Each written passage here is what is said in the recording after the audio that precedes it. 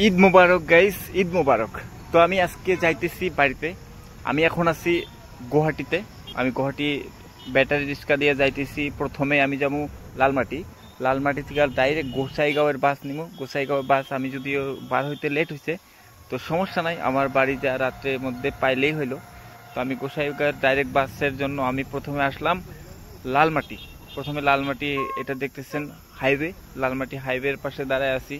লালমাটি এখান থেকে বঙ্গাই 180 কিলোমিটার, গোসাইগাঁও তাহলে আরও অনেক দূর।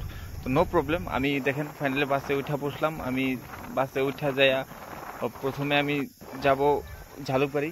ঝালুকবাড়িতে থেকে আমি সিধা যাব আমাদের গোসাইগাঁও। তো এখন দেখতেছেন যেটা ব্রিজ, সেটা হলো সরাইঘাটের ব্রিজ। সরাইঘাটের ব্রিজে আসলে মনটা আলাদা রকম একটা ভালো লাগে।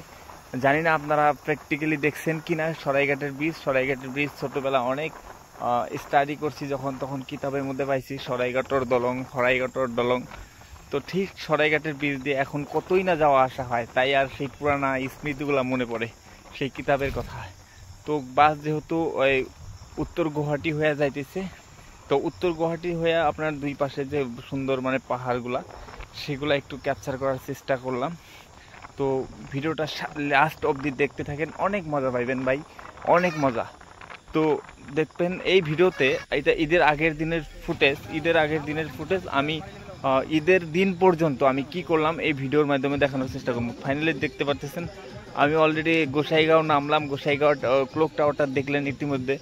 ওইখানে নিয়ে আমি রাত্রে 12টায় বাড়ি পাইছি। দেখেন এই যে সেলুনে আমি চুল কাটতেছি, এটা হলো ঈদের দিন অলরেডি পড়লো, কারণ রাত্রে 12টার পরে আমি রাত্রে 12টায় সেলুনে চুল কাটতেছি। আমি যেহেতু গুয়াহাটিতে হেয়ার কাট করি নাই, আমি জাস্ট বাড়িতে করবো তার জন্য। তো ফাইনালি রাত সকাল 6টায় হয়ে গেল।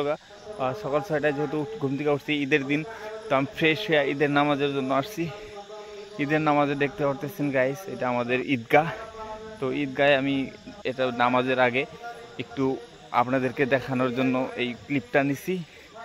তো গাইস কেউ মাইন্ড করবেন না। তো ঈদের মধ্যে প্রত্যেকবারের মতো যেরকম আনন্দ উল্লাসের সাথে 2 রাকাত নামাজ, ঠিক সেইভাবেই পড়লাম। আল্লাহ সেভাবে নামাজ পড়ার ও তৌফিক দিছে আমাদের, তাই করতে পারছি। এই দেখতেছেন আমাদের ইমাম সাহেব সুন্দর বক্তৃতা দিছে। তো নামাজ শেষে আমরা সবাই বাইরে গেলাম। এই দেখতেছেন আমাদের বড়জান ঈদগাহ ময়দান। তো আমার সাথে আছে কাদের, আমার ফ্রেন্ড, ওর সাথে আবার নামাজ পড়ে সুন্দরভাবে গ্রামে আসলাম হাইটা হাইটা নিজের বাড়ির পাশে। এই দেখতেছেন এটা বাড়ির পাশে যেটা ফিল্ড, এখানে অনেক ক্রিকেট খেলা হইতো। এটা মানে আশ্রম আছে এখানে, মানব ধর্ম সেবা আশ্রম, তার অপোজিটে এটা ক্রিকেট হয়। এখানে প্রত্যেক বছরে গাইস অনেক ভালো ক্রিকেট খেল হইতো। এবার যদিও কিবা কারণে হয় নাই।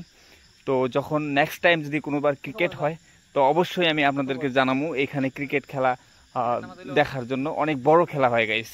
তো দেখতেছেন এটা হলো আমার একটা গ্রামের দাদা, তার সাথে একটু মজা নিলাম নামাজ টামাজ পড়ার পরে, কিরকম আছে কি খা খবর। তো এইরকম মজা করতে করতে ফাইনালি আমি রুমে এসে বললাম guys bye bye bye bye, Eid মোবারক।